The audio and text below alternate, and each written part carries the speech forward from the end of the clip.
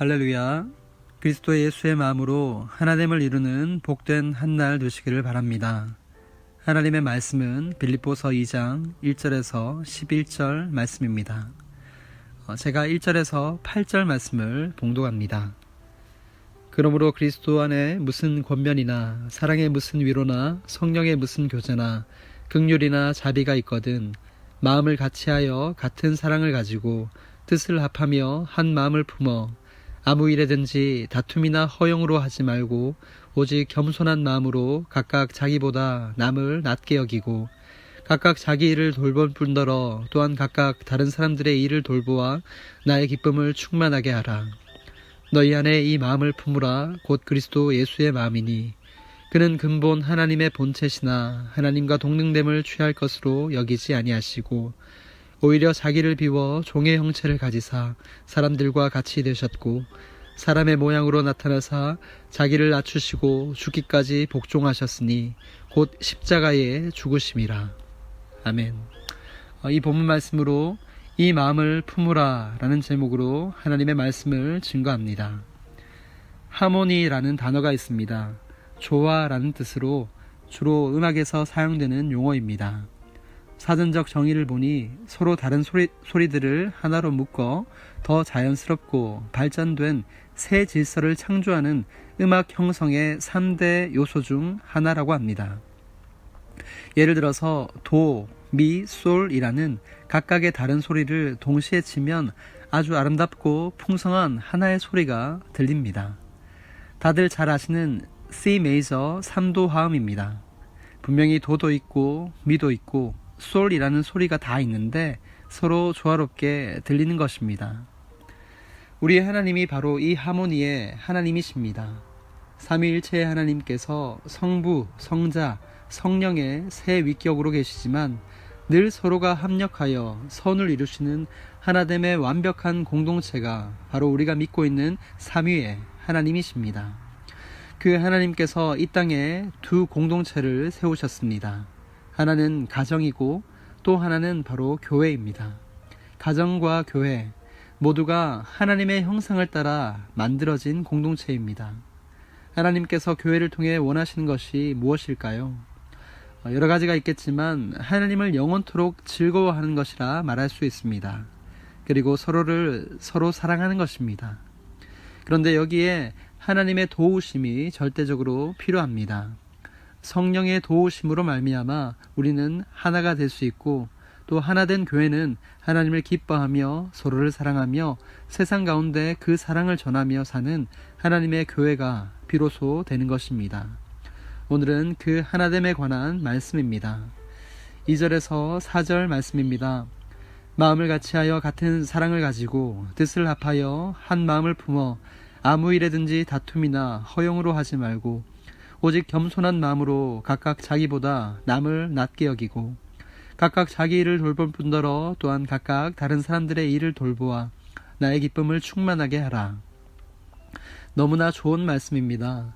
마음을 같이하여 같은 사랑을 가지고 뜻을 합하여 한 마음을 품으라.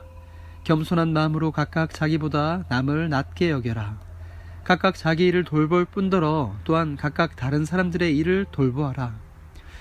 정말 이렇게 한 마음이 된다면 얼마나 좋을까요? 그런데 문제는 우리의 현실이 그렇게 녹록지 않다라는 것입니다. 그 이유가 무엇일까요? 그것은 다름 아닌 높아진 자아 때문입니다. 살아가면서 깨닫게 되는 것이 제 자신이 얼마나 이기적인 존재인가 하는 것입니다. 무슨 일이 있을 때 이것이 선하고 덕스러운 일인가, 그것보다 저에게 유익한가 아니면 불리한가를 따지는 옹졸한 제 자신을 보게 됩니다. 이 모든 것이 자신을 사랑하는 자기애 때문입니다. 당시 빌립보 교회도 자신이 높아지려는 교만한 마음이 있었습니다. 대표적인 사람이 요디아와 순두괴라는 두 여성 리더들이었습니다. 그들은 하나님을 사랑하는 마음도 있었고 복음에 대한 열정도 있었지만 서로 협력하지 않았습니다.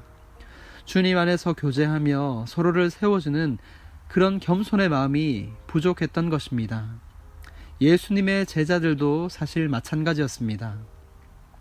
마태복음과 마가복음을 보면 그들이 서로 앞다투어 높은 자리에 앉고자 욕심을 내었던 이야기가 나옵니다.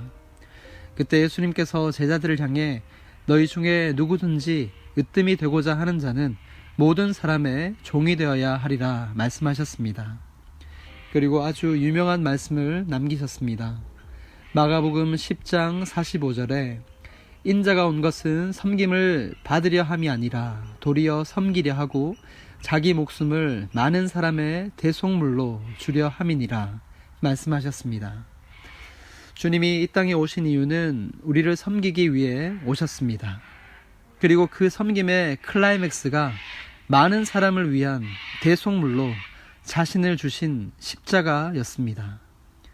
우리는 그 구속의 은혜로 인해 구원받았습니다. 하나님의 자녀가 된 것입니다. 그 놀라운 말씀이 오늘 본문과 연결이 됩니다. 5절에서 8절 말씀입니다. 너희 안에 이 마음을 품으라 곧 그리스도 예수의 마음이니 그는 근본 하나님의 본체시나 하나님과 동등됨을 취할 것으로 여기지 아니하시고 오히려 자기를 비워 종의 형체를 가지사 사람들과 같이 되셨고 사람의 모양으로 나타나사 자기를 낮추시고 죽기까지 복종하셨으니 곧 십자가에 죽으심이라. 전능하신 하나님의 스스로 낮아지시는 성육신의 신비로운 말씀이 바로 여기에 있습니다. 사랑하는 성도 여러분, 이 말씀의 깊이가 느껴지시나요?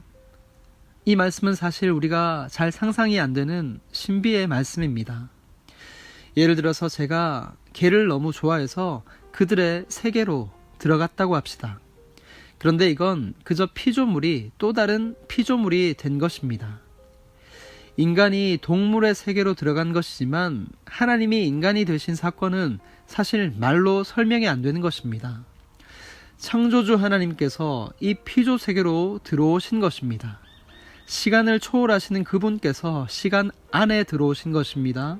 공간에 제한받지 않는 무소부재하신 전능자가 육체를 입고 공간 안으로 들어오신 놀라운 겸손의 사건, 그것이 바로 예수 그리스도의 성육신입니다.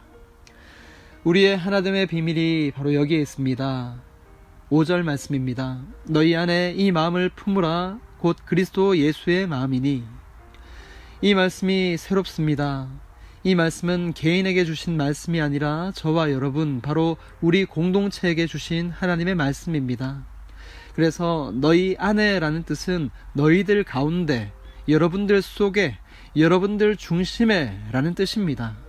그러니까 우리 교회 안에 바로 예수님이 중심이 되어야 진정한 하나됨을 이룰 수 있다라는 말씀입니다.